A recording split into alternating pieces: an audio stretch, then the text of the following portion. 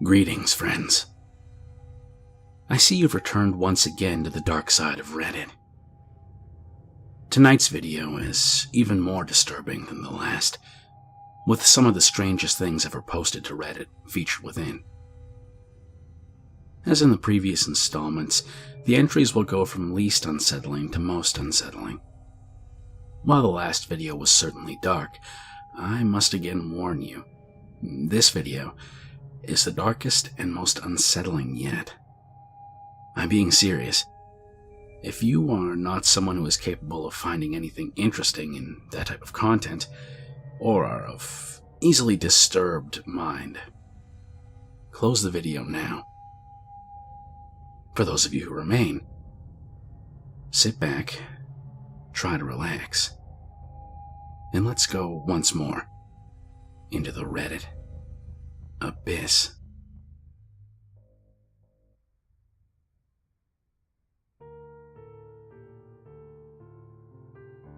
Number 1. The Confessions subreddit is one of the oldest subreddits on the entire site. As you can assume, people post a lot of their grievances or mild things they did that they felt remorseful for there.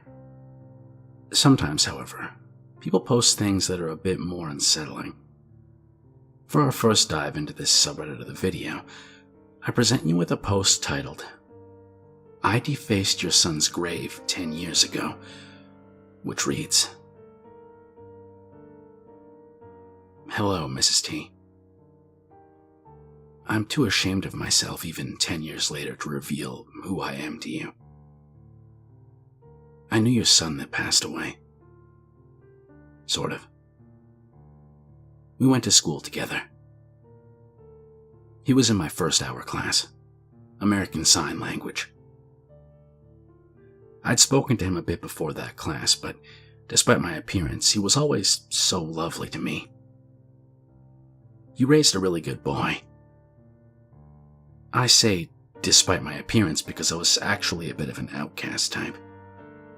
I had black hair, wore ripped clothing, I wore a dog collar daily, and I was very abrasive. I walked through school like I didn't care, and honestly, I didn't. But your son was so kind to me regardless of that fact. He was studious and kind of like a golden boy. I always thought, why is this kid even speaking to me? But we made jokes and we shared laughs. I went to a death metal concert one night, and I remember telling him in class how excited that I was to be going. And he told me that he was happy for me, even though he was around his friends that didn't approve of me at all. I could see the judgment in their faces, but your son didn't care. He saw me as a person. He didn't let my interests define me. I remember the morning he passed away. December 3rd, 2004. We were supposed to be giving presentations that day in class. We had to learn a children's book in sign language and share it. And of course, mine was from that book, Scary Stories to Tell in the Dark. I was so concerned with coming off as dark and abrasive as possible. But your son had written his own children's book to share. I remember he was counted absent that morning. I joked loudly, T just didn't want to present today, because I don't remember him being absent ever before then. We finished up the first round of presentations, and I went on to my next class, which was geometry. The teacher took a very, very long time coming to class, and I remember sitting there thinking, I wonder if I could just get up and leave, because I was often finding ways to cut class. When the teacher came in, he was very solemn. He said to us, "I shouldn't tell you this, but I know some of you were very close to this person. T was in a car wreck on the way to school this morning, and it was fatal." I remember a couple of the girls in class just screaming and running out into the hall sobbing. And I just sat there, like stone. I didn't know how to feel. I went along my day. It was around lunch I met up with some friends. Let's call one of them R. I remember R voicing his disapproval about how everyone was so emotional and how they were letting some people go home. R said something like, "They're just doing this because he's a popular jock. They wouldn't do this if I died." And I remember saying something to him like, "They wouldn't do this if you died because you didn't do anything worth remembering," and left. I got up and walked down the hall, and I came across another group of friends. They were a year above me in age, so 2 years above T. They hadn't known T. They showed sympathy for the girls crying in the halls, but they were pretty removed from the situation. I remember one of them said something to me about something entirely unrelated to the tragedy, and I kind of politely giggled.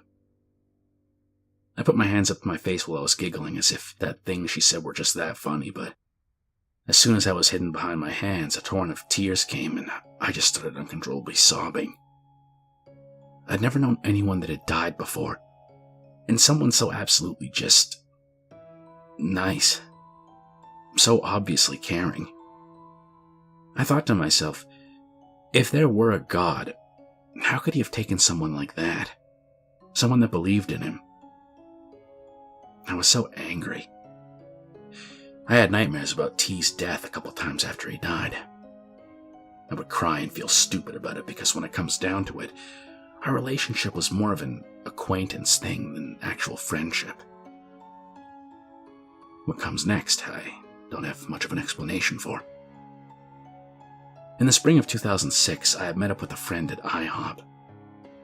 We were having coffee when R came to join us. We were bored that night, and R always wanted to find trouble. He liked to steal objects from people's yards, like garden decorations, and he liked to smash mailboxes and break bird baths. He would also break into people's cars and take stuff from them. He was a bully, and if I'm being honest, probably a sociopath. I had actually stopped associating with him for the most part because whenever I was around him, he'd talk about hurting animals. I rode in the car with him once and he tried to run down a dog in the neighborhood because he knew that I liked dogs. But my friend, let's call him B, was friends with him, and R would always show up wherever B was, like he was stalking him. That night, R had something really nefarious in mind. He started talking about T. He had talked about him before, even though I don't think they'd ever actually met. He was so angry for some reason that people still talked about T and still got sad about his death. He talked about how messed up it was that T had such a huge memorial. I don't know how or why, but for some reason that night, he sparked something in me. Maybe I just wanted to impress these guys because I felt like I was losing all my friends at the time. I had had a major surgery and none of my friends even wanted to hang out once I couldn't party anymore. Except B. R was on this tirade even when we left IHOP. It was the very early hours of the morning. He told B to drive over to T's memorial. Once we were there, he told us to grab the memorial and stick it in B's trunk. B and I were so nervous. I remember shaking. I was running on adrenaline. I have no idea why I helped. But I didn't just help. Once we had all the stuff in the car, I laughed. I couldn't believe what we'd just done. I don't necessarily think of myself as a Christian, but looking back at that moment, it was the furthest from God that I've ever been in my life. We drove to the woods. I hated what we were doing, but I kept going with it. We found a little bridge there. We threw all the stuff over the side, except for some of T's things that had fallen off the crosses. His hat that he always wore. His flip-flops. R grabbed them and put them in the car. I'm sick just writing this. I take no pride in this. I just want to be absolutely honest about this for once in my life. We were all shaking with adrenaline as we drove off. The reality started to wash over me, and I asked, could we get in really big trouble for that? And B said that we could. Naturally, I was scared of getting caught. But I remember R saying something like, well, if none of us tell, none of us will get caught. I remember him coming across as threatening. We ended up dropping R off at his house, and then B and I were going back to his apartment where I was going to spend the night. On the way back to his apartment, he told me about how R scared him too. He told me about how one time R had stolen one of those roadside cross memorial things and had nailed a dead rabbit to it and left it in front of his door. I asked him why he was still friends with R. I understand how hypocritical and terrible that is now, but he told me he was afraid of him, but that he didn't have anyone else. He was an only child and an outcast. He had a crush on me, but I didn't return his feelings. I don't think I said before, but I'm female. I told him he needed to cut R out of his life. It dawned on me that B and I were both disgusted with what we'd done. I search myself to this day, and I can't find an answer. I honest to God can't find an explanation. I was an angry, mean person because I had a really horrible childhood and still felt neglected as a teenager. But even when I take that into account, it doesn't even excuse my actions. T's things were still in the car. R had surprisingly not taken them as some type of weird trophy. He'd like to do stuff like that. So I gathered them up and we stopped in front of B's apartment. B snapped at me. You're not bringing that shit inside my apartment. He pointed to a dumpster. He didn't want it in his car. He didn't want it near him. It was a very sobering realization that we'd done something very, very wrong. Neither of us were these people. But then, somehow we must have been. I don't think either of us wanted to face that fact. We wanted to forget. I wanted to keep those items. Not as a trophy, but as if some part of T still lingered on them. It was very hard to throw them away, and I thought multiple times that night about diving into the dumpster to reclaim them. But ultimately, I didn't. I went home the next day. I called a friend and told her what had happened, thinking, maybe if someone tells me it's not that bad. It wasn't that bad. But even my friend, who's like my sister, was disgusted with me. After that, I never told anyone again. I pretended it didn't happen to the point of forgetting it happened. But the memory was brought up every time I drove down that road. It gnawed at me. It broke my heart when I saw new crosses pop up at the site. I knew I was trash, and I knew I was horrible, and I didn't believe in God, and really didn't know what I believed at all, but I prayed and asked T if he were somewhere out there in the universe to forgive me. I cried a lot and begged for his forgiveness. It ate away at me until I moved away and didn't ever have to see it again. By the time I moved back, nearly 5 years after that incident, those new houses were built and they'd taken down the memorial and had replaced the memorial we'd wrecked. I didn't have to face it anymore. No one ever said anything about it, and I disassociated myself from R and B. It's like it had never happened, so I just stopped thinking about it. Today, as I rode along in a car to get ice cream, that song Jesus Take the Wheel came on the radio, and the person I was with began telling me how they'd nearly gotten into a car accident because of black ice. I was so used to pretending it hadn't happened that at first I just said, I had a friend that died that way. The pure hypocrisy came flooding into my brain. I felt heavy. I was not his friend. A friend doesn't do that. I was taken back to that place. I thought about you, your family, so often after that incident. One of the things that made me so upset and made me cry was the thought of you wondering who could have done that? What kind of person would have done that? And it's never hit me harder than it did today. Here I am 10 years later. I've experienced a death of an immediate family member, and that was ultimately the thing that changed my attitude in life. I no longer wanted to be dark.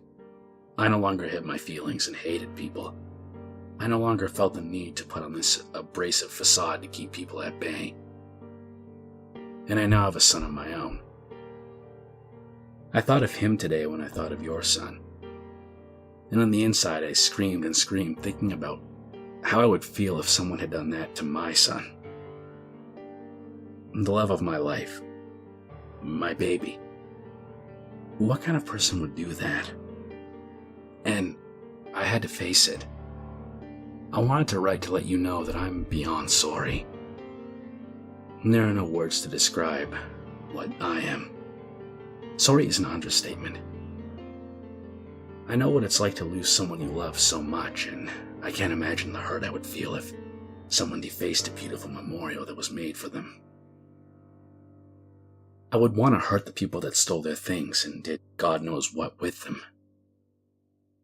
I believe you're a better, stronger person than I am, but I can only imagine how I'd feel in the situation, and I would be heartbroken. No one deserves that heartbreak on top of the endless hurt of losing someone to begin with. I've hated myself for this. It's eaten me up. And for what, I ask myself. I was a stupid kid, but I knew what I was doing that night. I'm sorry if this has dredged up old feelings. I just really needed you to know that I am sorry. I beg your forgiveness, and I still pray for the forgiveness of your son, wherever he is in the universe. He showed me kindness, and this is how I repaid it. That night changed me. I stopped speaking to B&R after that night. I became kind of a recluse because I wanted to stop being the person I was. I couldn't speak to people like that anymore. I couldn't do those things. I couldn't hurt people. I was done. I stopped wearing those dog collars. I stopped listening to death metal. I stopped the charade. I know this is more for myself than it is for you, but I am not that person anymore. And I just need you to know that I'm sorry. I'm sorry if I hurt your family. And I'm sorry that I can't replace his hat and those flip-flops. I'm sorry for being a terrible person. All those amazing things said about your son after he was gone were true. Those weren't things people just said because he was gone.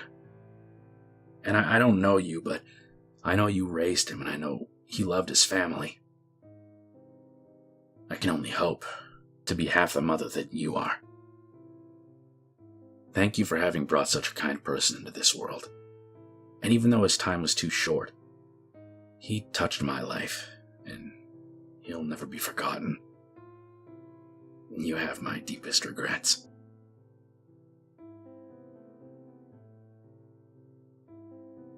Number 2. How well do you know your boyfriend or girlfriend, or perhaps your husband or wife? Maybe not as well as you think. On the Ask Reddit subreddit, a user asked, "What secret will you hide from your family and take to your grave?" The thread was mostly what you would expect, moderately amusing or off-putting secrets. However, one in particular stood out. Throwaway. FYI, I'm a guy. Bit of a long one, but anyways. Years ago, my girlfriend, we'll call her Deb, and I were out with her friend, who we'll call Sarah. This one day, Sarah had to pin unlock her phone each time to take one of many pictures. Out of the corner of my eye, I saw her pin. I saved it in a note. Months later, Sarah and Deb were at my place and went to the pool. Sarah left her phone inside. I entered in her password and hit the jackpot. Nudes, videos, message logs with some guy she was talking to who we'll call Jeff, along with tons of you-know-what pics and videos. Now, Deb was hot, but Sarah was a fat chick that worked her ass off and became an 11 out of 10. With this goldmine of pictures and videos, I concocted a slow plan. Very slow. I broke things off with Deb slowly, but kept in touch with Sarah. I then created an alter ego online. We'll call the alter ego Vanessa. For months, I worked this identity so it looked real. This identity started following Sarah on all of her social media, and Sarah accepted any friend request. Vanessa blackmailed Jeff. Jeff was given 2 days to stop talking to Sarah, or his dick pics got leaked. He was chicken shit and dropped her like a hot potato. But Sarah was strong-willed. When Vanessa threatened Sarah to stop talking to Jeff or get her pics leaked, she protested. So I knew I had to change tactics. Vanessa disappeared for a while until I could get Sarah's phone in my hands for a bit. One day, Sarah was over and lost her phone at my place. I found it for her the next day, but not before I installed a spy app that let me keep track of everything. A few weeks later, Vanessa came back, but now she was armed with the conversations Sarah was having with everyone. While tracking Sarah's reactions and suspicions, I made it show that Vanessa wasn't real. Now, one thing all my friends know about me is that I'm pretty tech literate.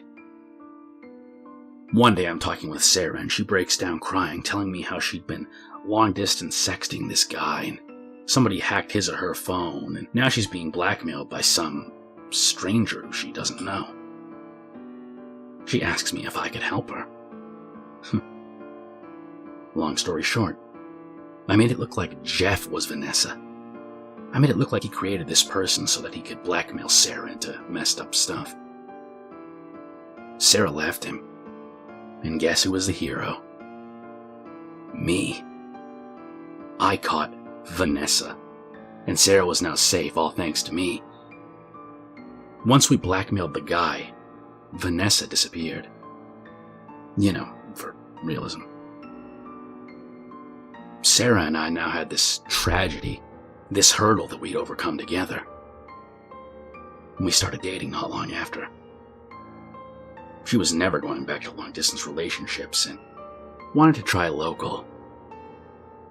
4 years later, and we're married. Too long didn't read. Months of planned lies, blackmail, and espionage got me my wife.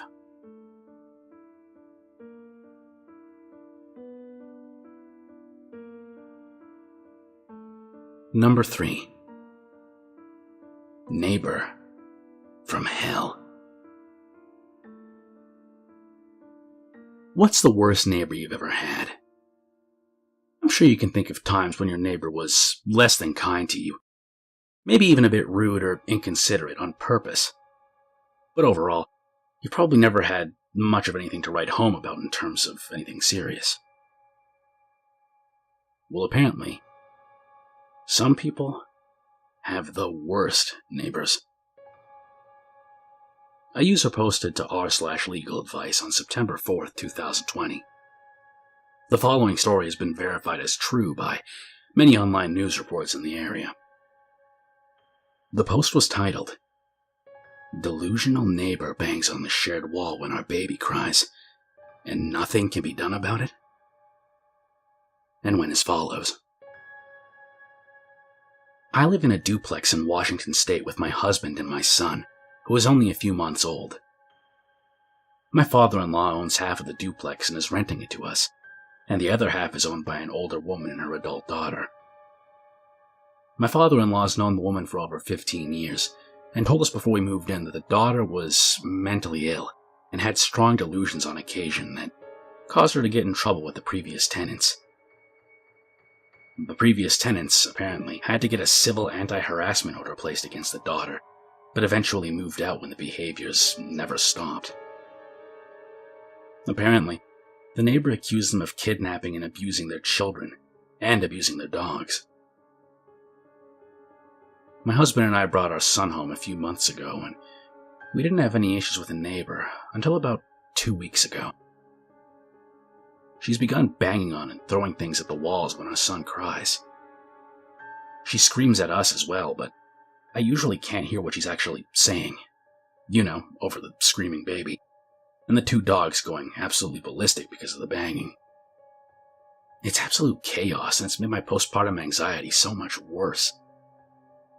Every time the baby cries, I experience intense panic, waiting for the screaming and banging to start. We've called the non-emergency police line twice when I can't handle it anymore and feel close to a meltdown. And the first time they talked to her and she'd stopped doing it as often, now maybe once every 2 days. But tonight she's back at it and worse than ever. The air quality is so bad right now from the fires that I can't let the dogs out for long to stop them from barking. And the barking makes the baby cry harder, which makes the neighbors scream and pound on the walls harder. The officer I spoke with says we can try to get a civil anti-harassment order placed, but he knew for a fact that her behaviors never stopped after the last tenants tried that, and he said that his unofficial advice would be to live somewhere else. Is this seriously my only option? We can't afford to move, but I can't keep living like this. Update. My first post never got much attention, but the outcome was pretty wild.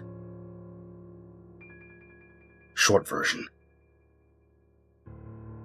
In October 2020, my husband and I were renting a duplex where my father-in-law owned the half we live in, and a separate family owned the other half. We brought our son home from the NICU in August, and towards the end of September, the neighbor, a female in her 40s, started to pound on the shared wall if she could hear him cry. The pounding escalated over the next 2 months. The neighbor bought a megaphone to yell through the wall and threatened to rip us apart. She called us child predators, and she'd yell obscenities and threats until 3 or 4 in the morning. The police were called multiple times, but nothing could be done about it. One officer told us, "I'm going to kill you." See, it doesn't mean anything if I don't actually do it. The elderly mother hadn't been seen in several months, but requests for wellness checks were brushed off. The general advice I got was that as renters, we couldn't do anything. It was also suggested that this was reasonable behavior, since the crying baby was probably really annoying. Since my first post, we moved in with my grandmother for our safety. The neighbor ended up breaking a softball-sized hole through the shared wall to scream at us, and occasionally just stare. The smell that came out of the hole was indescribably bad. Our security cameras recorded her coming to my son's nursery window at around 2 a.m. almost daily, just staring at my son and holding her cat. It took until the end of January for the police to be able to enter her property. The elderly mother had been deceased since at least June, and the daughter had the corpse dressed in her Sunday best, rotting in a deadbolted bedroom. The news article said the mother died from natural causes, and the daughter was taken to an inpatient psychiatric facility.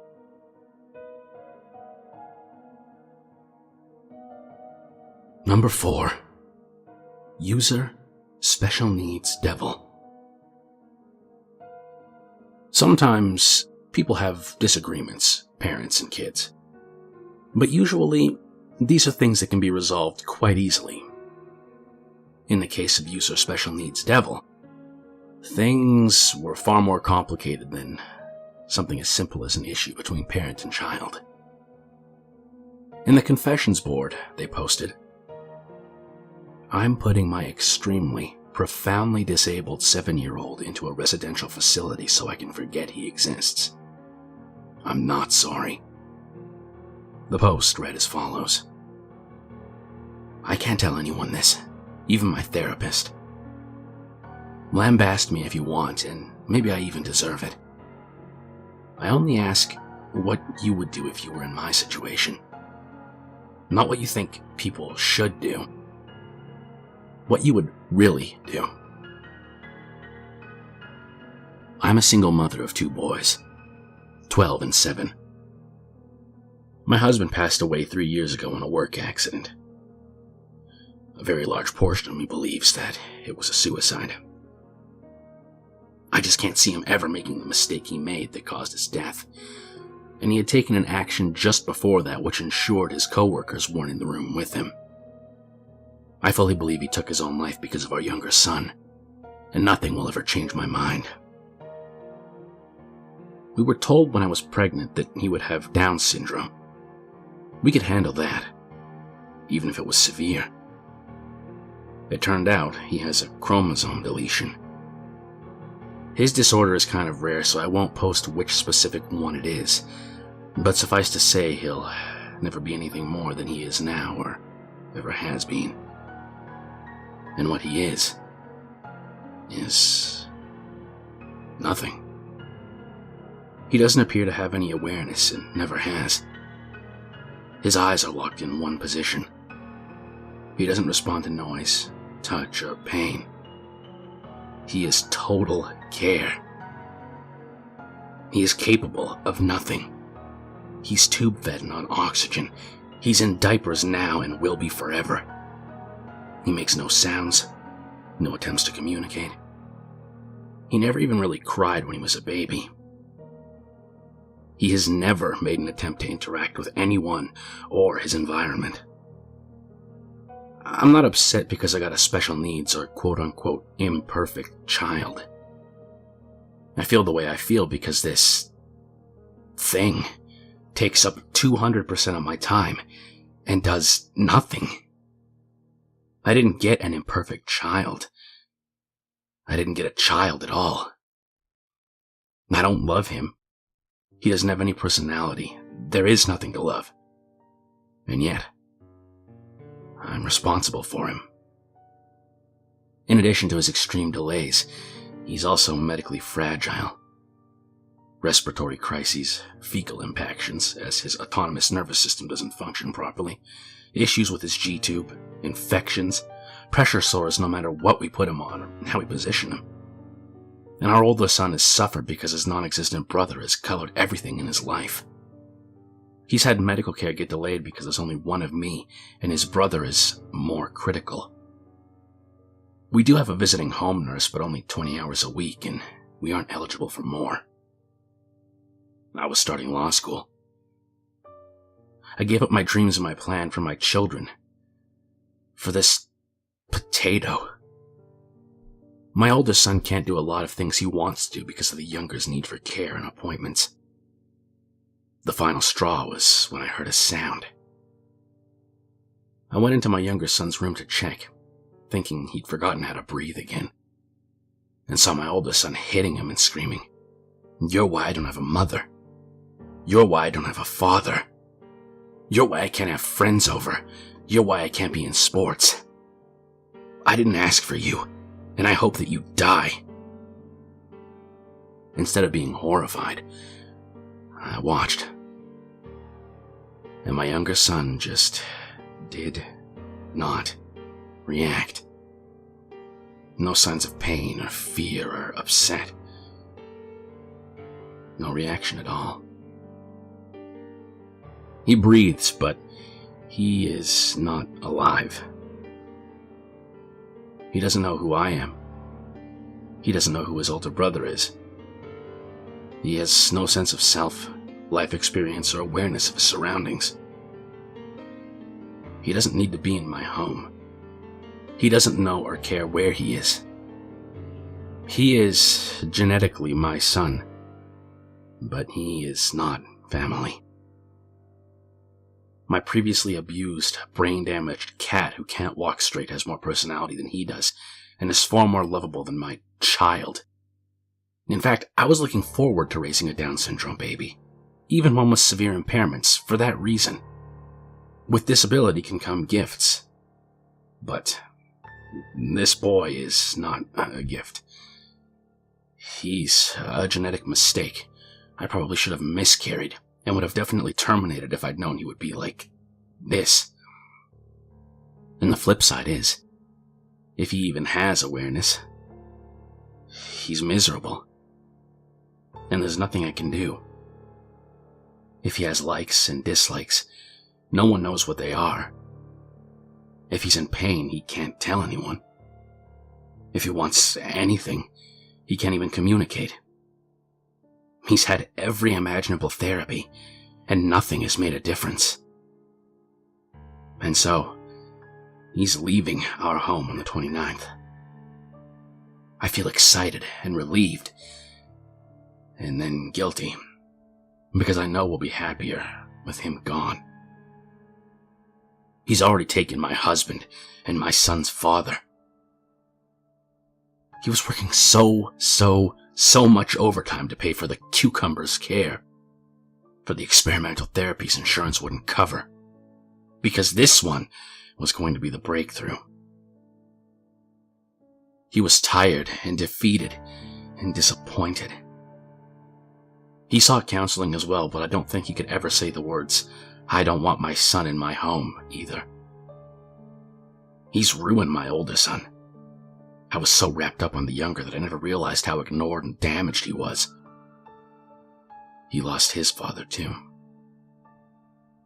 I didn't just lose my husband. He is my priority now, and this malignant tumor can be someone else's problem.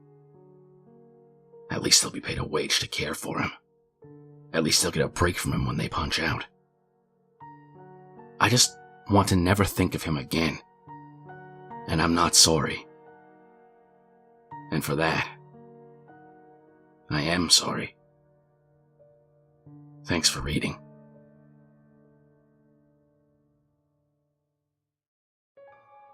Number 5. Once again going back to the confessions board, a user posted, "I almost killed my stepmom." The post reads as follows. This is pretty hard for me to post. I've never talked to anyone about this. Even my wife doesn't know the full extent of it. But here we go. In 2000, my mother was diagnosed with lung cancer. She was a 2-pack-a-day smoker for about 25 years. She fought hard and was able to extend the short life expectancy the doctors gave her. I'm not sure how long they gave her. I was 10 and they spared me the details, but anyway, she survived for over a year and ended up passing away in February of 2001. I remember as if it were yesterday. Her best friend came over the very next day as we were in mourning to pay respects and say goodbye to her friend, which is normal and fine. But the thing I felt weird about was that the same night, the day after my mother's passing, she spent the night with me and my dad. She slept on the couch. At the time, I didn't think too much of it. I had other things on my mind, obviously. And plus, we had numerous family and friends coming by and sleeping over before her passing as well, so I grew semi-used to it. Time goes by, and it seems that every other night, she's sleeping over. Within the first month of my mother's death, she's finally sleeping in my dad's room with him. During this time, she was respectful and nice. She brought her 2 youngest kids over a lot as well, which was nice at the time. Fast forward 3 months, we ended up moving and she and her 2 kids end up coming with us. By this time, they're already talking about marriage, which I strongly protested, along with every single family member of mine as well. They decide to ignore me and everyone else and get married. the same year my mother passed away. At first, things were the same as they were, but as time went on, she began to show favoritism to her own kids, which I guess is understandable, but to the extent that it grew, it was kind of disturbing. She'd seemingly let her kids get away with murder. They would taunt me, make fun of my dead mom. They threw ashtrays at me, yelling, "Your mom wants a hug." She was cremated, so pretty much anything with ash was fair game to use to fuck with me. A year goes by in the new house, and me being a skater kid, I frequented the skate park a lot. On my way back home one day, I ate shit. Bad. I hit a crack in the road on a very steep and large hill, and I was probably going in excess of 20 miles per hour. The board stopped. My body flew and then rolled a few more feet. I was barely able to move but managed to hobble back, cradling my arm like a baby and screaming at the top of my lungs the entire way home. As I'm walking up to the house, she intercepts me in the garage and accuses me of overreacting and tells me to, quote, "Stop being a little pussy." I knew there was something wrong with my arm, considering I was physically unable to move it at all, but she refused to listen to me, and my dad wasn't home from work yet either. For hours I waited for him to show up, and when he does, it turned out my stepmother had already talked to him, so he wouldn't listen either. The next day was a school day. I remember this because I was awoken by my stepmother's little cretin of a son throwing my backpack under my chest to wake me up. I woke up screaming. My stepmother came running into the room and promptly told me to shut the hell up. "You're not hurt. Stop faking because you're still going to school." Well, I couldn't stop. I was in agony. I was still holding my arm like a baby, so she punched my bicep and said, "I'm taking your dumb ass to the hospital just to make you feel stupid when they tell you nothing's wrong." Well, upon seeing the doctor, he almost immediately said, "Yeah, your shoulder's broken. I can tell by the way that you're instinctively supporting your arm." My stepmother was silent. The doctor set up x-rays. Turned out my collarbone was completely shattered. Proved her ass wrong. But it only fueled her rage more, it seemed. After this, she became spiteful. She took away all my skateboards, bicycles, anything that I could ride. My arm was in a sling anyways at the time, so it wasn't like I could use them, but she had no intent on giving them back to me. In fact, she gave them to her own son. Even my own father said it was for the best because I've shown to be irresponsible with them and can't use them correctly. The only thing I was able to do was play video games, and even that, barely, considering my arm was completely bundled up. Another few months go by and my arm's healing up good, and we all go on an easy hike in the desert. We find and pick some wild cactus apples. Excited and eager, I start eating one with the help of my dad. It turns out there were little mites in the fruit, and I contracted scabies. Half of my face swells up in the most morbid of ways, and I couldn't talk right and couldn't open one of my eyes. I was screwed up. My oldest sister, that I just realized I haven't mentioned at all yet in this post, came to visit me with my two nephews. She drove 3 hours just to hang out with me and see how I was doing. As soon as she saw my gruesome face swollen, she screamed in terror, grabbed her kids, and left. Needless to say, it made me feel even more like shit, but I kinda understand. She called my dad, urging him to take me to the hospital. But my stepmother again refused, saying it wasn't that bad, and that all I needed was a nice warm washcloth. Well, 2 weeks go by. The swelling is reduced, but not completely gone. My sister threatens to call the cops if they don't do something, so my stepmom again tries saying she's gonna feel dumb when it turns out to be nothing. Well, this time, the doctors said at that point they couldn't tell what it was. Scabies was the most likely, considering the symptoms, I was told. But they told me that I should have been there 2 weeks prior when I couldn't open my eye. Stepmother took that as a win. More time goes by. More shit happens with stepmother. Child Protective Services is called and I'm interviewed, but nothing happens with that. The holidays were ruined by her kids, yet I was to blame, and I ended up basically being the Cinderella of my house at this point. My bed was even moved into the laundry room.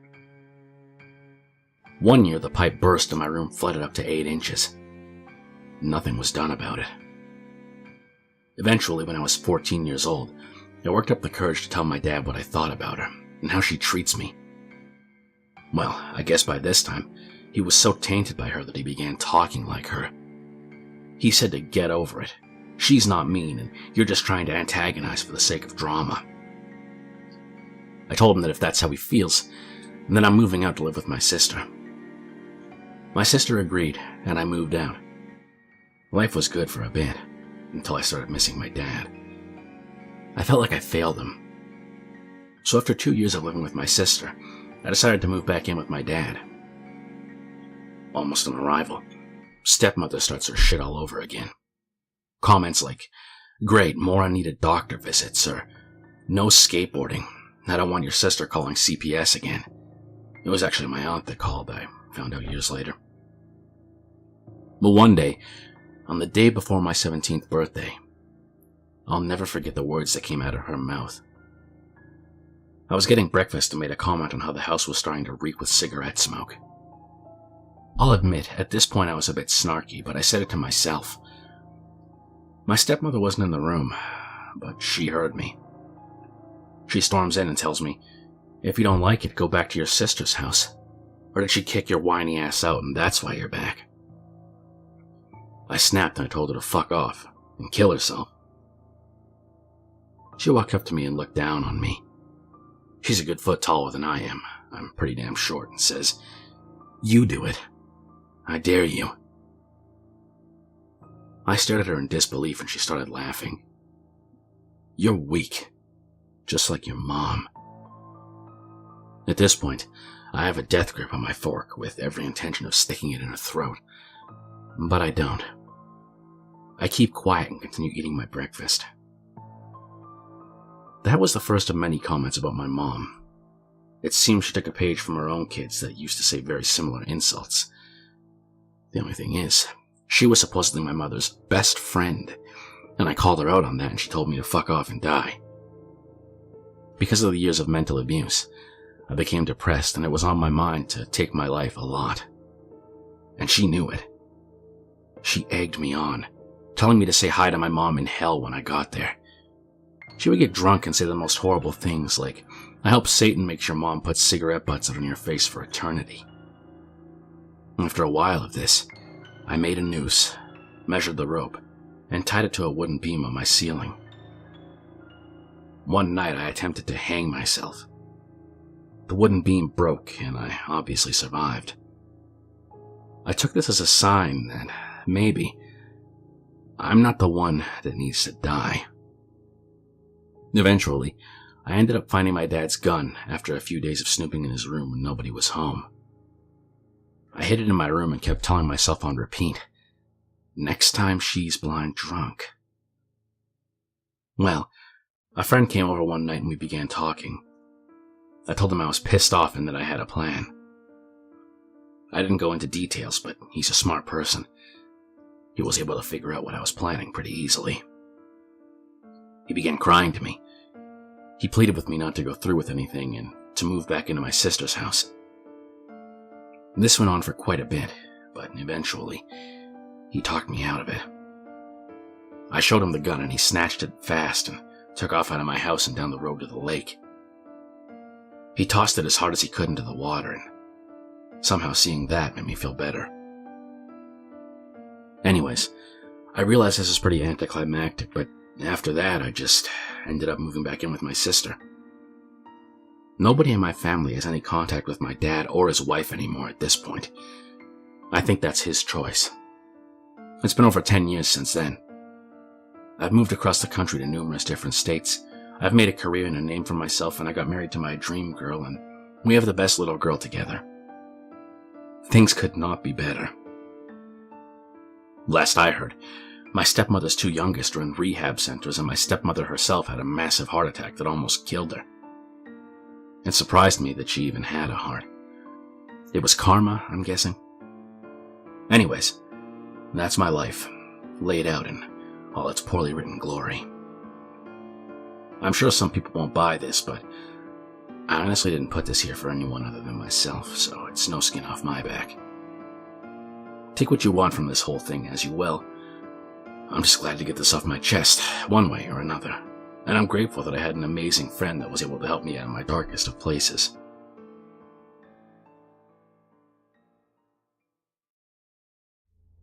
Number 6. User Crazy Son Throw-Off.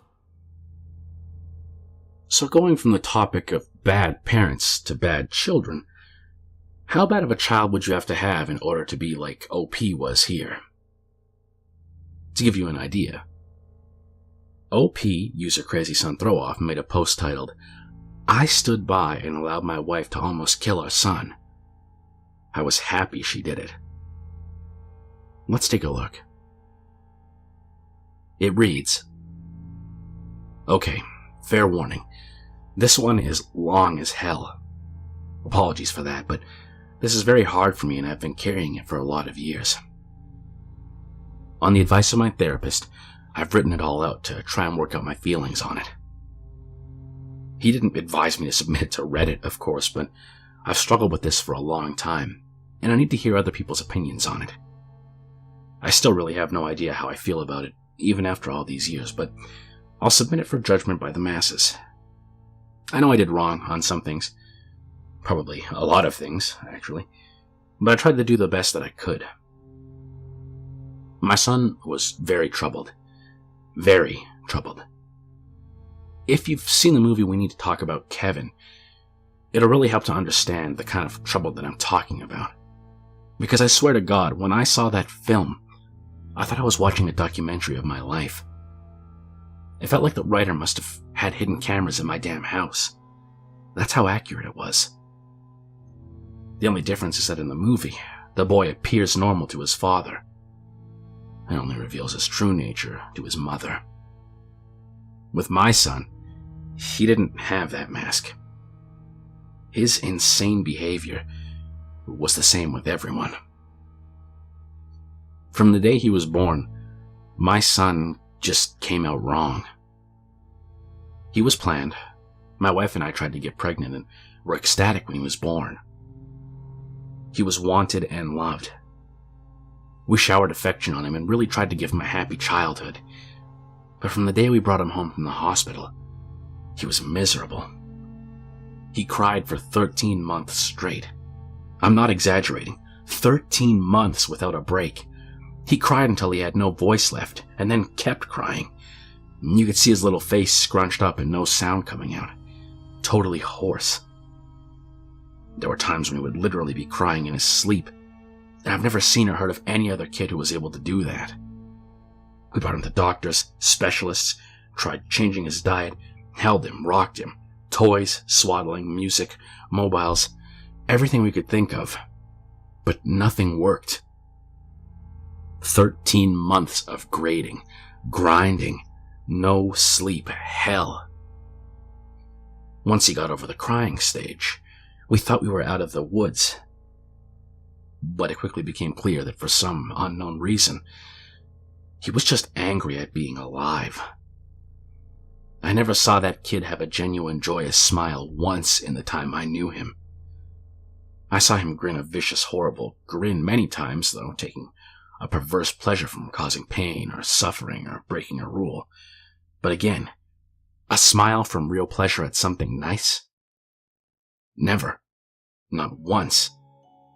He had no interest in anything positive. He was fueled by hate, and everything he did was bent toward that. As soon as he could walk, his mission in life was to destroy things. He would break or try to break anything that came in his range. Smash it, chew it, throw it in the toilet, whatever he could. After a while, he figured out how to take his diaper off and took great pleasure in shitting and pissing anywhere he could. Then he figured out he could hide it, and started pissing and shitting in places we wouldn't find right away, grinding it into the carpets and making it even more of a problem to clean, making the entire house stink. When he got older, around ages 9 to 15 years old, he would piss and shit in our bed, until we got a lock on our door and he wasn't able to get in anymore. After that, he would just take a dump in the hallway in front of our room. That biological warfare started around age 2.5 years old, and he never grew out of it.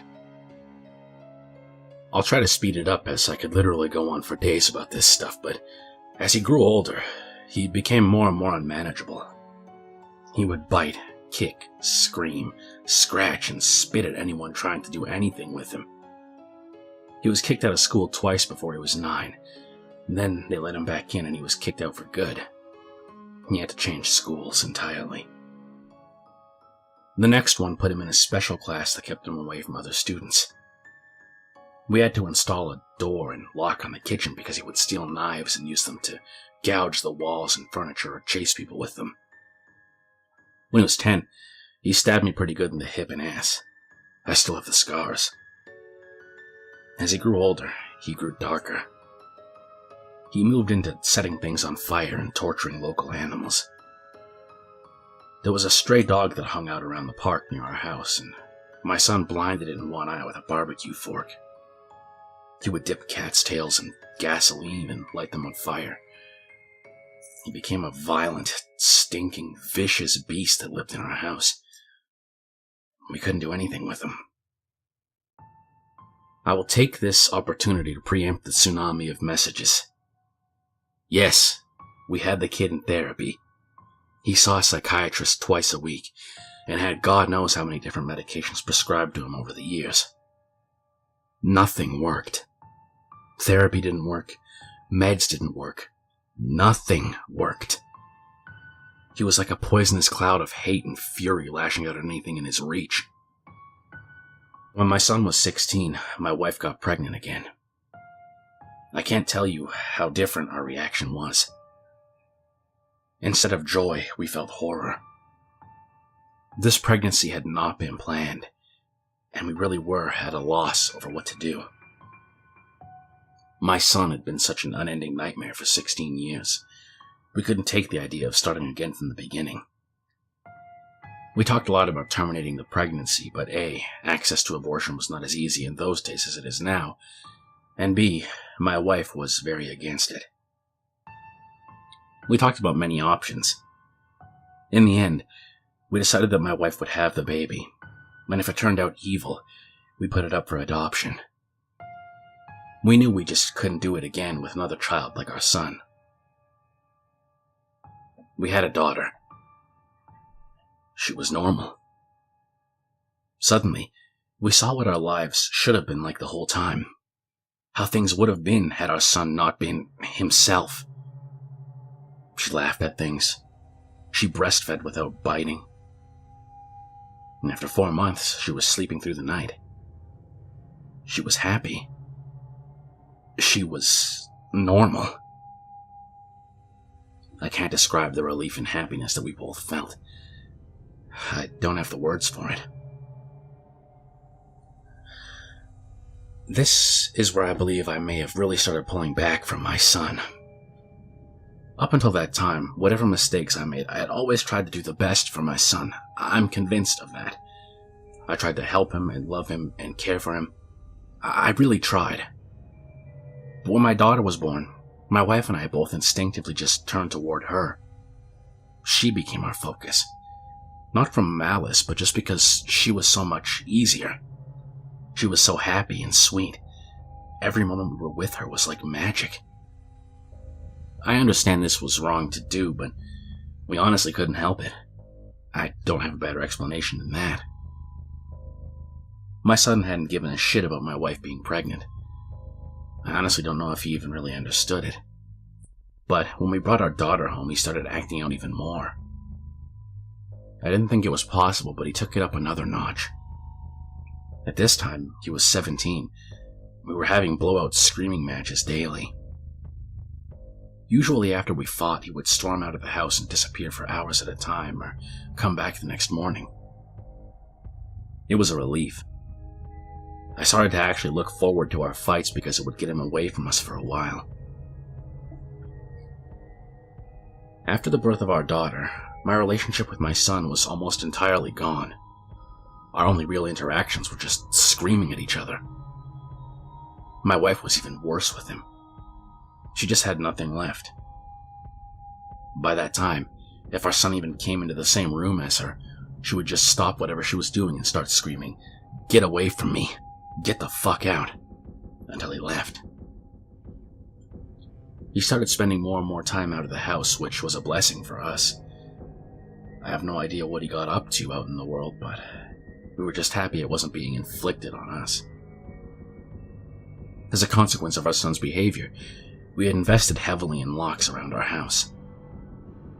All of the cheap, thin interior doors in our home had been replaced with thick and dense wood that couldn't be kicked through, equipped with keyed locks that my wife and I carried keys to. I know it sounds extreme, but locks and heavy doors were the best way we'd found to create safe spaces from him. And again, before I'm inundated with messages, I wasn't locking my son in rooms like a prisoner. He had free reign of the house and could come and go as he pleased. My wife and I would lock ourselves in rooms to protect ourselves from him. If anything, we were the prisoners in our own home.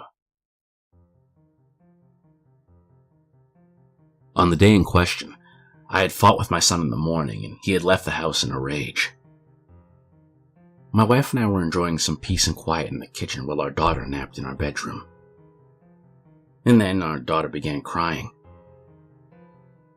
Any parent who has young children can tell you, you need to get used to your child's cries, and you can tell after a while what they need. They cry differently. If they're hungry or need changing or are just restless and want to be held, babies can communicate pretty well before they can speak. This cry was none of those things. This cry was terror. The second we heard it, my wife and I were both up out of our chairs and running to the room. The door was locked, of course, and it took a few seconds to get the right key and get it open. My son was in the room. We lived in a bungalow, and the bastard had climbed in the window to get to her. He was standing over her crib with a steak knife in his hand. I have no idea where he got it. It wasn't one of ours. We controlled our knives very carefully and always kept them in locked drawers. I think he may have stolen it from one of our neighbors' houses. He'd broken her skin twice already, once in the belly area and once on her arm. I could see blood running down. When I entered the room, he was dragging the back of the knife down her face, not cutting, almost tickling her with it, teasing her while she screamed. He looked up at us and smiled. Before I knew what I was doing, I was already moving, trying to put myself between them. I didn't think about it, I just moved instinctively. Even with that, my wife got there faster. It was like a movie on fast forward. She got to our son and bashed his hand away, knocking the knife across the room and then shoved him with her whole body weight, so hard that he flew away from the crib and bounced off the wall. I picked up my daughter and held her while my wife screamed us. I could see her shaking, almost convulsing. I can remember the smell of the room, the sound of my daughter screaming and wailing, and the look on my son's face as he stood there. Just nothing. Blank and dead, and there was nothing in his eyes. No emotion at all. He looked like an alien to me. I just watched my wife take a step toward him. I could have reached out and stopped her, but I didn't. She stepped forward again, very close to him. I could have stopped her again, but I didn't. She waited and looked at him for maybe 3 to 5 seconds without moving, and then she punched him in the face. Now, until this point, you may have been picturing my wife as a typical woman. Small frame, dainty, delicate. This isn't the case. My wife does have a small frame, but she wasn't delicate. She never has been in the entire time I've known her. Since her early teens, my wife has been a boxer. MMA didn't exist back then, but karate and boxing were big in those days, and My wife was a very talented amateur. She was about 130 pounds. She carried a lot of muscle and she knew how to punch somebody. I had 70 pounds on her back then, and I have no doubt that in a real fight between me and her, she could have and would have pounded me flat. Neither of us had ever laid a hand on our son in anger before, but something broke in her that day, and all the years of anger and pain and sorrow just came pouring out. When she hit him, his head snapped back and blood started pouring out of his nose. He hardly reacted. He just looked at her with his shocked expression like he didn't know how to process what had just happened, and my wife waited another second and then hit him again. I just stood there and watched while she systematically started to pound him to a pulp. Every time he brought his hands down to cover one part, she would blast him somewhere else. Body, head, over and over. He started screaming and crying out and yelling for her to stop. It was the most genuine reaction I'd ever seen him have to anything in his whole life. But she wasn't stopping. I watched her ramping up and hitting him harder and faster like a heavy bag. He tried to swing at her and she slipped him easily. She was on autopilot, sinking down into her training. I stood there watching for a minute, and then I turned my back on them and took my daughter out of the room. I brought my daughter to the kitchen and gave her a bath in the sink. I found that he had cut her for a third time on the sole of her foot, but all the cuts were superficial. I cleaned her up and held her until she calmed. I put polysporin and band-aids on her cuts. In our bedroom, I could hear my son screaming, calling my wife horrible names, telling her that he would cut her head off and fuck her corpse. After a while, I didn't hear him saying anything anymore. I didn't even hear him crying out. I assumed that he must have been knocked out, but I could still hear her beating him. That went on for a long time. Long enough for my daughter to drift off to sleep in my arms. I just sat at the kitchen table waiting for her to finish, and finally she came out and sat down across from me. Her hands were swollen and red. Her face and arms were splattered with blood, and her chest was heaving. We just stared at each other without saying anything, and after a while I asked her, "Is he dead?" She looked back at me and answered, "I hope so." That was all there was to say about that. I understood how she felt perfectly. I felt the same. I didn't know what to do, so we just sat there waiting silently. Eventually, my wife started crying and went to go take a shower. I just stayed where I was, holding our daughter. After a while, I heard moaning and sobbing coming from our room. It turned out that my son wasn't dead. I went in to see how bad it was, and it was pretty bad. I've never seen a more merciless beating laid onto anyone, before or since. He was lying on the floor, rolling around with blood leaking out of his face, lying in a pool of vomit. His nose was impacted flat out across his face. Both of his eyes were completely swollen shut and starting to blacken already.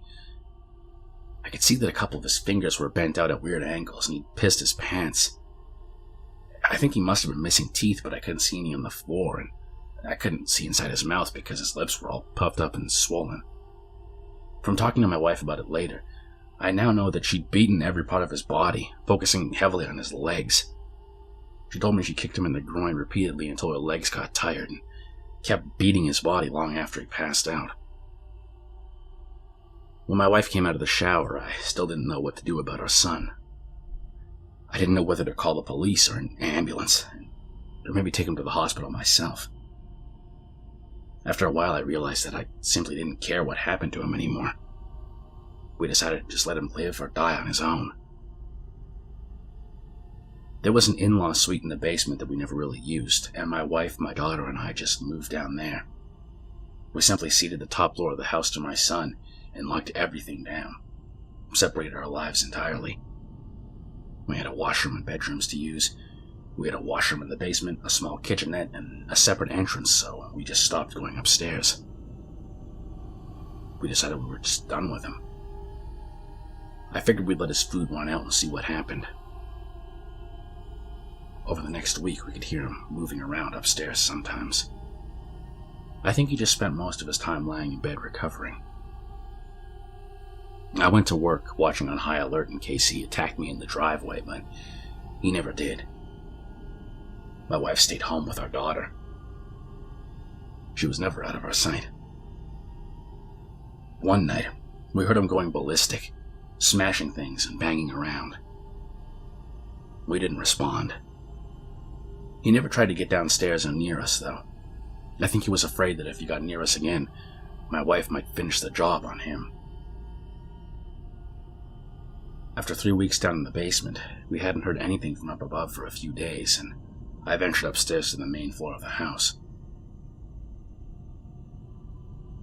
The place was demolished, and there was no sign of my son.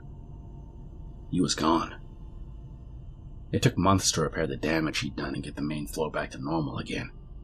There was food and feces smeared all over the walls and broken glass on the floor, big holes in the drywall, and he'd ripped the place apart. He tore up the linoleum in a corner of the kitchen and emptied an entire foam fire extinguisher into the living room. I feel thankful he didn't burn the house down with us in it. And I'm honestly not sure why he didn't. I mean, the kid wasn't shy about letting things on fire. After that, I lived in fear every day that he would come back, that he would ambush us out of the blue and try to kill us. We moved out of the house 3 years later, and I finally stopped being afraid that he would show up again. As of now, he had no idea where we were. I finally felt safe from him. All this happened a long time ago. My son was born in the spring of 1971. My daughter was born in 1988. I'll be 70 this year, and my wife passed from cancer in 2016. My daughter is 31 now. I moved in with her and her husband after my wife passed. I've got 2 granddaughters, and they're the joy of my life. I see a therapist a couple times a month to talk about all this. I don't know where my son is. The last time I saw him was when he was lying on the floor of our bedroom, bleeding and smashed. I haven't heard from him since he left. More than 30 years ago now. I don't want to. I carry a lot of guilt from that time and a lot of conflicting emotions. I didn't beat him myself, but I allowed him to be beaten, and I thought he deserved it. I was happy it happened. I didn't try to kill him, but I would have been happy if he died. I will say that I do hope that he was able to overcome his demons and go live a normal life somewhere. If he wasn't able to do that, if he stayed the way he was, then I truly do hope someone out there killed him. When I knew him, he was a rabid dog. And whichever way it went, I just hope he isn't still out there hurting anyone else. Number 7. F your coconut. In 2018, a user posted a depressing story to the Just No Mother-in-Law subreddit, a subreddit dedicated to discussing bad experiences with mother-in-laws. The post was titled, "You can come over again when you bring me my daughter." The post reads as follows. I'm a first-time poster, but I discovered this subreddit a few months ago. I was talking about this subreddit with my therapist, and she gave me the homework of speaking out more about my story to see if it lessened my pain. I've written and deleted this post maybe 7 times now, but I think it's time to get it out. I've spoken English for over 30 years, but it's not my first language, and occasionally I use the wrong word because that's what the direct translation is, so I apologize in advance if I confuse anyone. This is going to be a long post as I'm a rambler and there's a lot of background involved. This happened 12 years, 2 months, and 13 days ago on Wednesday, November 2nd, 2005. My husband and I got married in 2002 and had our son 10 months later in the same year. In May 2004, we welcomed our twin girls. My family was beautiful. Every time I look at a picture of us, we look like the families in the stock photos you can Google for. My husband is an engineer and I'm a college professor. We had a nice house in the city. Our children were healthy and happy, and we had a golden retriever named Argo, as if we weren't the picture of familial happiness as is. But I can't look at the pictures of us anymore because it makes me too angry to. When my twin girls were born, we had no issues in the hospital. They were born right on their due date, latched perfectly, and passed all their postnatal tests with stellar stats. When we brought them home, however, we noticed that one of the girls, let's call her OD since she was a whole 4.5 minutes older than her sister, was developing a rash. I hadn't really dealt with allergies in kids since my son didn't have them, and neither did any child or adult in my entire family. I wasn't sure what it was. I thought maybe she just had sensitive skin like me. I can't tolerate certain fabrics because I have very dry skin, and I'll often break out in rashes if my skin decides that it doesn't like something, so I stopped using fabric softener on all the clothes. I bought the nicest, most comfortable bedding and clothes. At one point, I even made her clothes myself in the fear that maybe something in the manufacturing process was upsetting her. We went to the doctor several times, and they knew that she was having an allergic reaction to something, but every test came back negative, and we couldn't figure out what it was. It took 3 more months to figure it out. During that time, her allergic reactions got more and more severe. At one point, she was the only baby in the history of the hospital who had to be kept in a clean room because she seemed to have a reaction the minute she left. When that happened, we began an elimination therapy that would rival the lifestyle of Buddhist monks. My husband and I moved our son and youngest daughter in with his parents because we needed to eliminate everything from our routine to figure out what was causing the reaction in our OD, oldest daughter. We stopped using our soap, our shampoo, our deodorants, our laundry detergents, and that was before we even got to our diet. It took us 3 more months, but we figured it out. Our oldest daughter was allergic to coconut. The doctors told us that it was a particularly rare allergen, and so it wasn't on any of the skin test panels they ran. When we found out what she was allergic to, we were relieved. But in addition to feeling relieved, I delved into a bout of hysterical laughter. I laughed so hard I cried, and to this day, my husband tells me he didn't know if I was crying from relief or pure happiness. You see, I come from a culture that uses coconut almost religiously. It's in our cooking, we break a coconut open at religious events, it's used in almost all sweets. It's in everything. The reason I was laughing was because of how much I hated one particular use for coconut. See, when I was a kid, pretty much up until I was in 8th class, my mother would put coconut oil in my hair all the time. It looked greasy as hell, and I hated it. And once I was old enough to start doing my own hair, I never put that stuff in again. I was laughing so hard because, of course, I had a daughter with a severe allergy to the one thing I hated my entire life. We had a lot of fun telling people about our allergy, and everybody laughed because they all knew about my hatred for coconut oil. We told my mother, and she laughed as well. She made jokes about how my baby must have heard me talking about my hatred for coconut oil while she was still cooking inside me, and decided that she needed to hate it too. We all had a good laugh and left it at that. Or so I thought. My mother and I have always had a contentious relationship at best. We got along well enough, but we disagreed vehemently on certain topics. She wanted a traditional daughter who'd be religious, get her MRS degree, marry a man that she and my father picked out, common where I'm from, have 2 kids, a house in the suburbs near her, and be a stay-at-home mom like she was. I'm not religious in the slightest. I got 2 undergraduate degrees, went on to get a master's and a PhD, didn't get married until 27, which is late in my culture, and I married a man who was the polar opposite of what my parents wanted. As if this wasn't enough, I was a working mom who didn't need her to babysit since my husband and I made more than enough for a part-time nanny. Essentially, the best way I can summarize our relationship is by saying that she was very proud of me and loved to talk about my accomplishments, but I could always tell that she wished I was something else. We have a fair amount of safe topics, so to speak, that we can talk about, but I could never discuss anything too serious with her like politics or my career.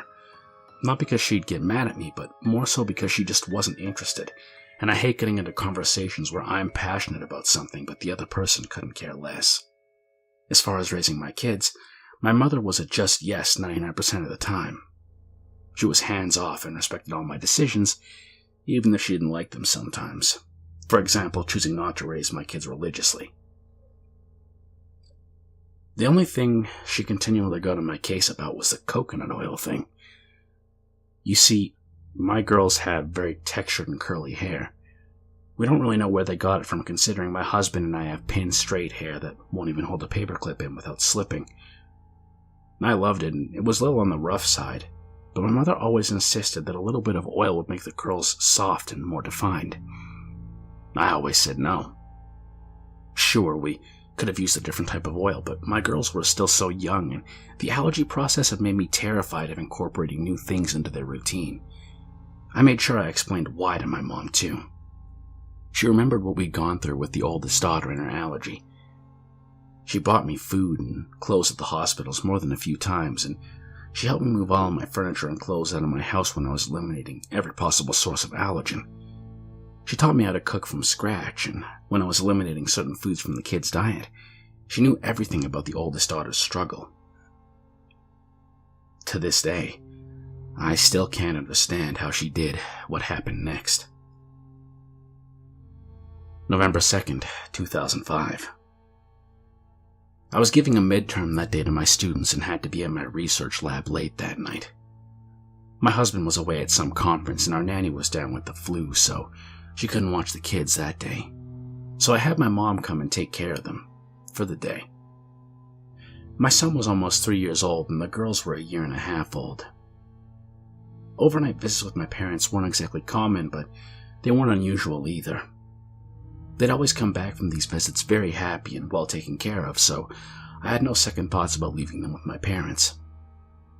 They spoke to me on the phone after their lunch, and then, around 5 p.m., we video chatted.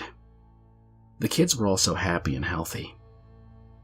I got home around 10:30 p.m. that night and called my mom to see if the kids were up by any chance and I could say goodnight. I missed the kids by about 20 minutes, and they'd already gone to bed. So I talked to my mom for a little bit, but she's a pretty early sleeper too, so we hung up and went to bed.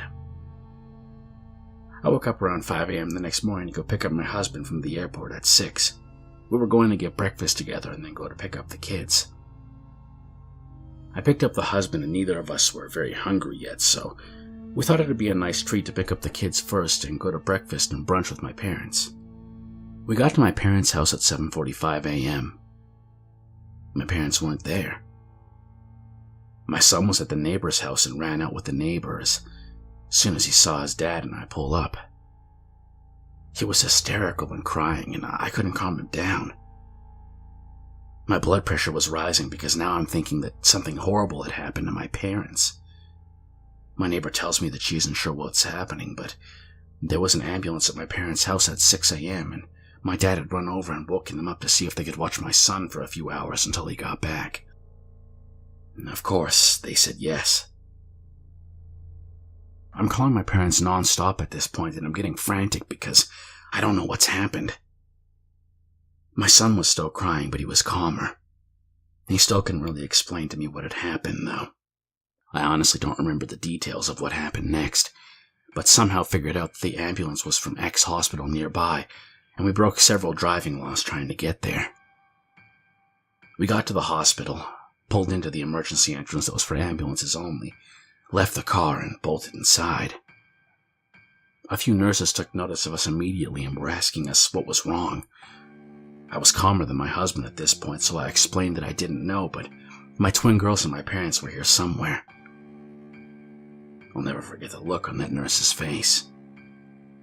She knew exactly who I was, and in that moment, she was about to cry. Another nurse took me and my husband to an empty room and asked us to calm down and listen to the doctor before we tried to find my family. My mother had put coconut oil in both my daughter's hair when they were playing the previous day before bed. The girls loved it when my mom did their hair, and so they had asked for braids, and my mom was doing their hair. She put coconut oil in both of their hair because it would make for smoother braids.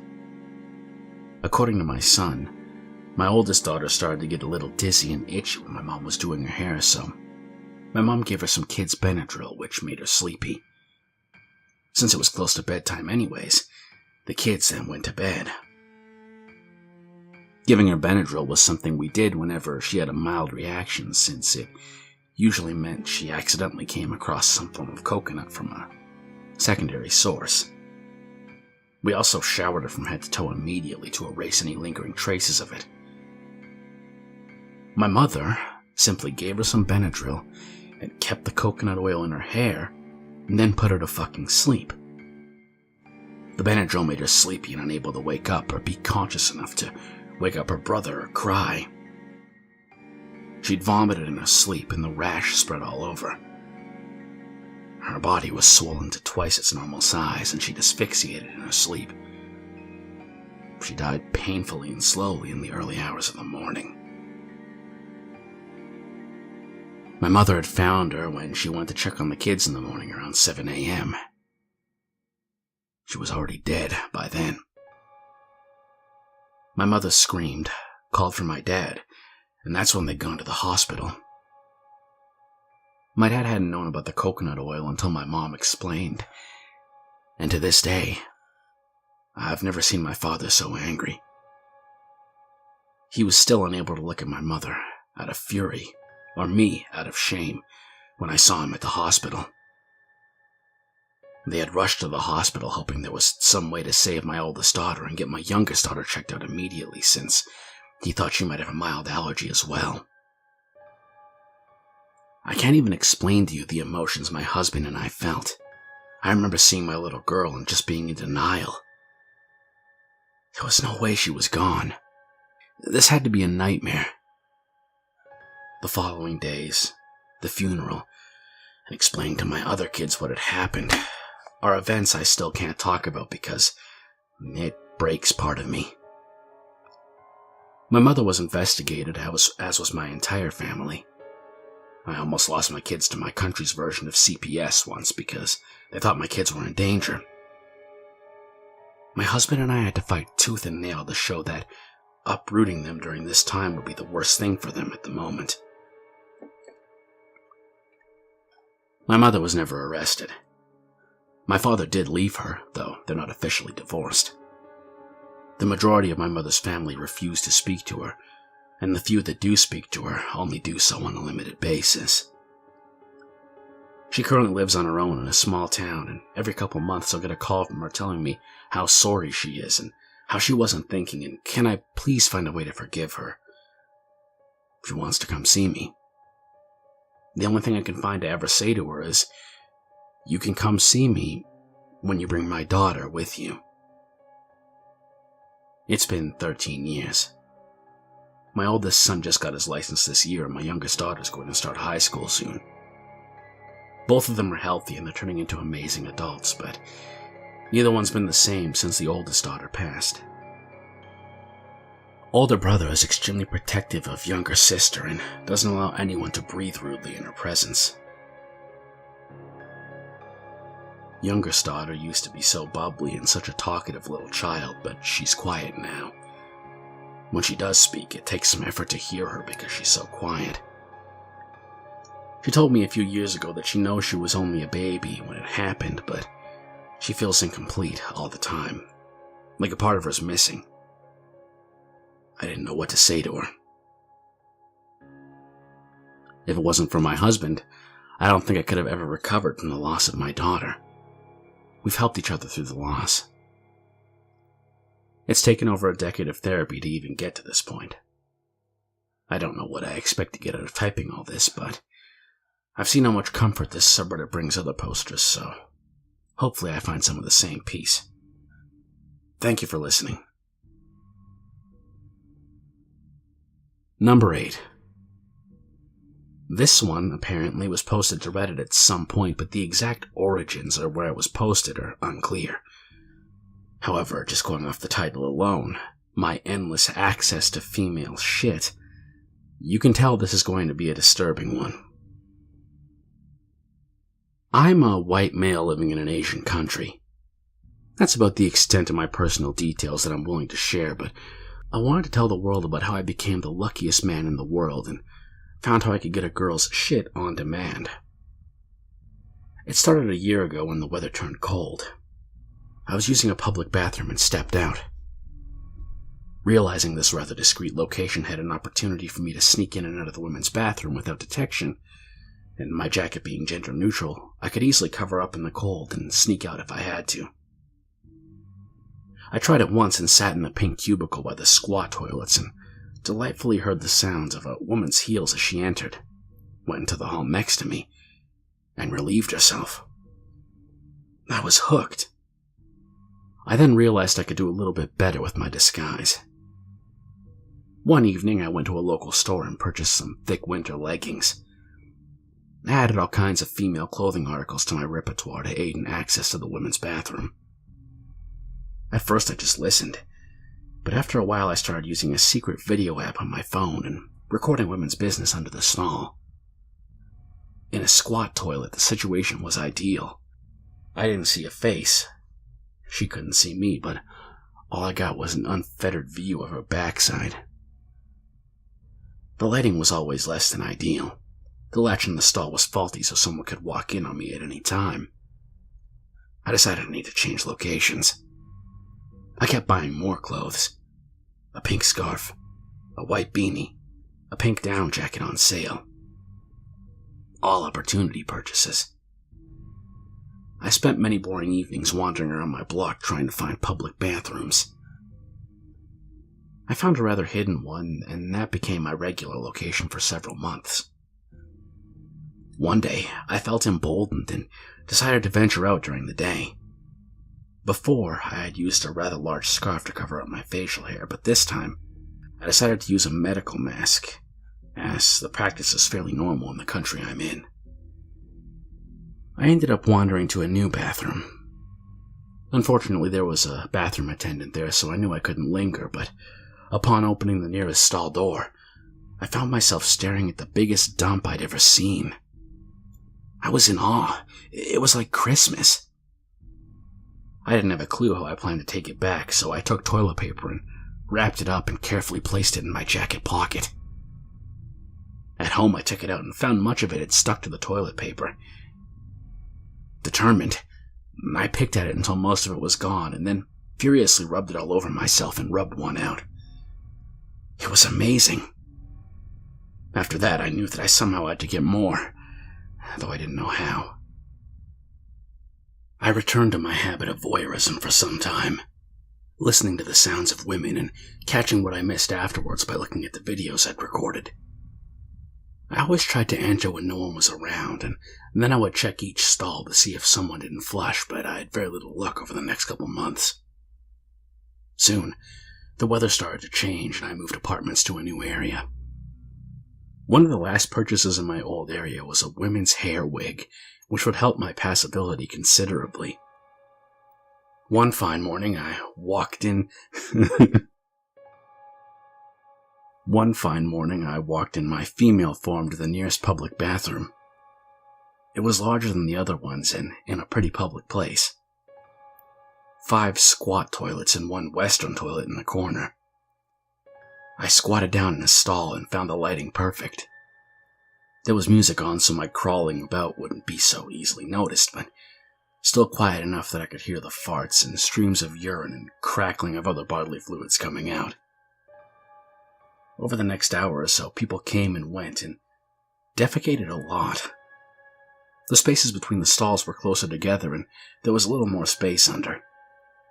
Had I wanted or dared, I could have slipped my arm under and caught it with my hands. I take calculated risks, though, and would never, even though I find the fantasy appealing.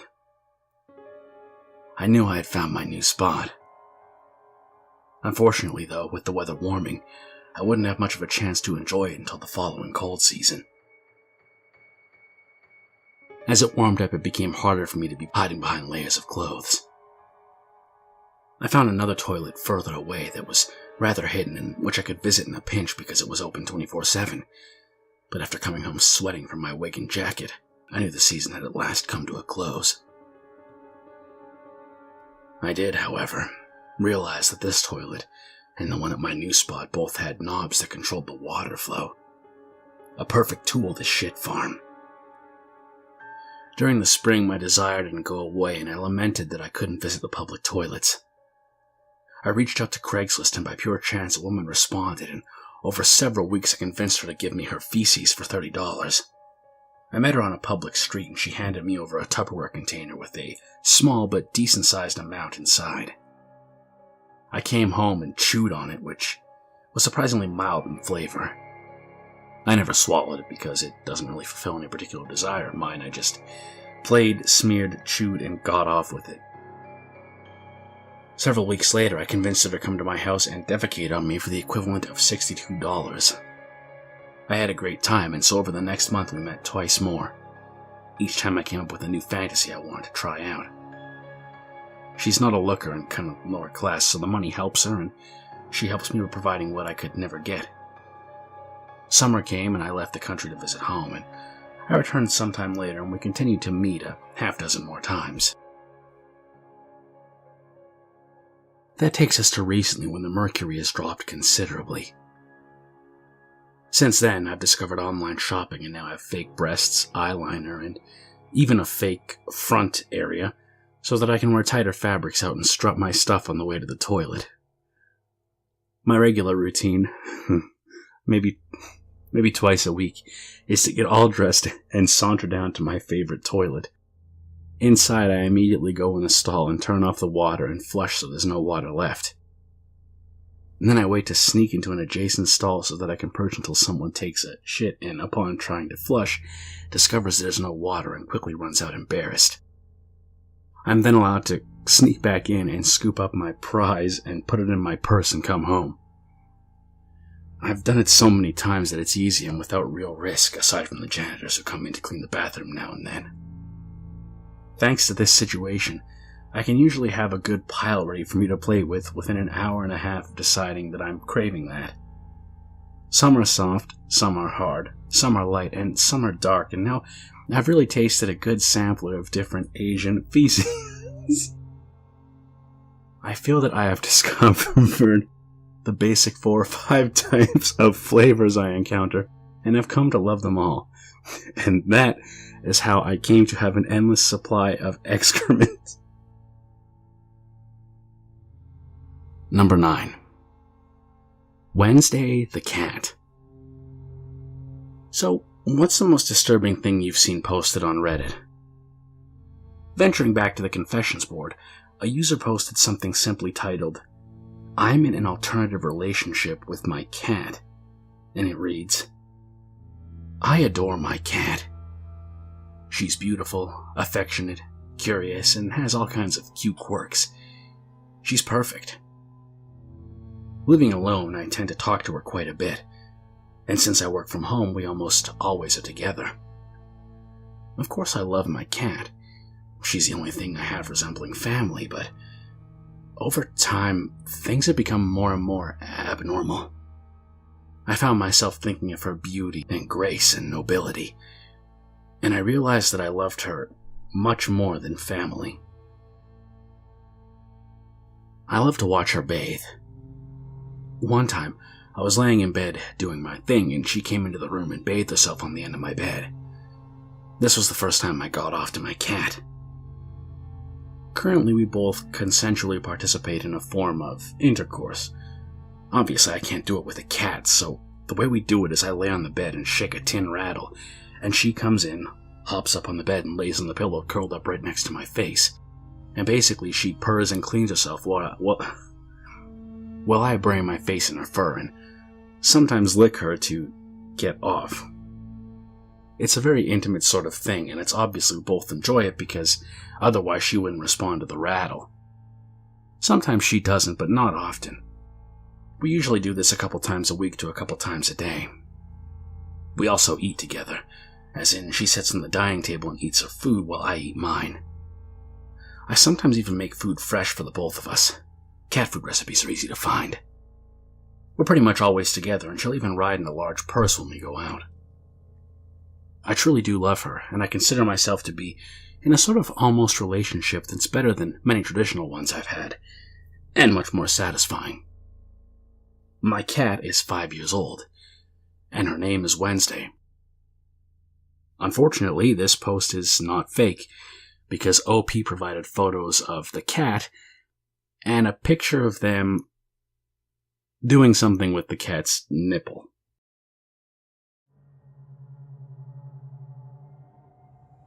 Number 10. Have you ever gotten a bad feeling about somebody? It's quite common. Gut feelings, or whatever you'd like to call them.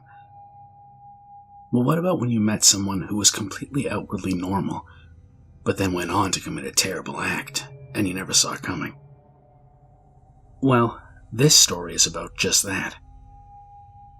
On the Let's Not Meet subreddit, a user posted a disturbing story of their own experience with somebody, and it's called, "I was on someone's kill list." It reads as follows. After high school many years ago, I was in a bad place. My guardian had kicked me out after graduation. She didn't help me find a place to stay, so I lived in a car for a couple months. I met some heavy metal dudes at work one day. I'd seen them around town, and all my other friends knew who they were. Everyone loved them. We became friends over a couple months, and they offered for me to move in with them. I agreed. Looking back now, I wish I had just stayed in my car. The two main roommates were brothers named Andrew and Seth. They were in a band. They also believed in the occult and anything of that sort. I've never really believed in that stuff myself, but I'm not one to tell somebody what they should and should not believe. They'd let me live with them rent-free for several months, so who was I to complain?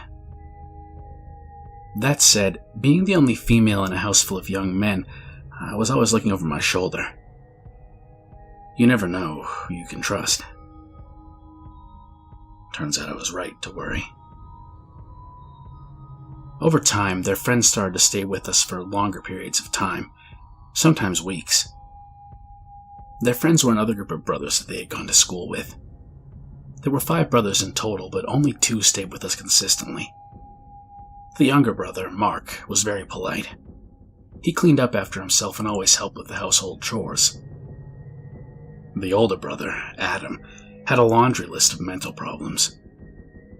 He'd apparently done some bad drugs back in the day, and it had developed into what seemed like psychosis of the religious sort. He'd done time in prison for assaulting a woman with a Bible. He would often look you in the eyes and tell you that he could see how you would die. Once, he told me that I was possessed by a demon and I needed my soul cleansed. Everyone in the house knew he had these problems, but he was their friend. They helped him through the hard times and gave him a place to stay. Otherwise, he would be on the streets. I was always on guard around him after the things he told me. No one else seemed to be as concerned as I was, but they should have been. One day, I was sleeping and my phone rang. It was my boss. He asked if I could come into work an hour early. It was only 12 p.m. I was broke and had nothing better to do, so I said yes. I got up and began getting ready to leave. I walked out into the living room to see Mark and Adam sitting on the couch, while Adam sat on the floor by the TV. He was watching scripture videos on YouTube. Some real end-of-days shit. This was fairly common, so I went about my business, said goodbye, and left for work. My shift at work was almost complete when the phone rang. My boss answered, handed the phone to me, and said, "For you." I was just a cashier, so I assumed it was a friend that couldn't reach me on my phone. I answered the phone and heard a man's voice that I didn't recognize. "Hi, this is Detective Williams. Something happened at your apartment today, and we need you to come to the station to talk about it." I left work immediately. I had assumed one of the brothers had been arrested for drug dealing or something. I was very wrong. I got to the station and was buzzed in. An officer escorted me to a small, cold room with a camera. He gave me a bottle of water and left me by myself for about 30 minutes. My mind was racing, thinking about what could have happened. He came back in and informed me that Adam had stabbed and killed Andrew at around 1 p.m. I was shocked. I'd just left the house an hour before it happened, and everything seemed fine then. I asked if there had been a fight, and the detective informed me that there hadn't been a fight, and it seemed to have just happened out of nowhere. I gave my statement to the police and left with nowhere to go, still in shock and confused out of my mind. Our apartment was currently a crime scene, so I went to another friend's house to watch the news report, since the police wouldn't give me any information on the case. Over the next couple of days, the information began to be released. Adam hadn't just stabbed Andrew once, not twice, but he had stabbed him over and over, to the point he nearly decapitated him. After the murder, he ran down the road, still holding the murder weapon. He called 911 and informed them of what he had done. I watched the news report in horror. We had known he was unstable, but this? He had fully confessed to the brutal murder and provided police with his notebooks. He had apparently been planning to murder all of his brothers, my roommates, and me. He thought we were possessed by demons and that this was the only way to free us.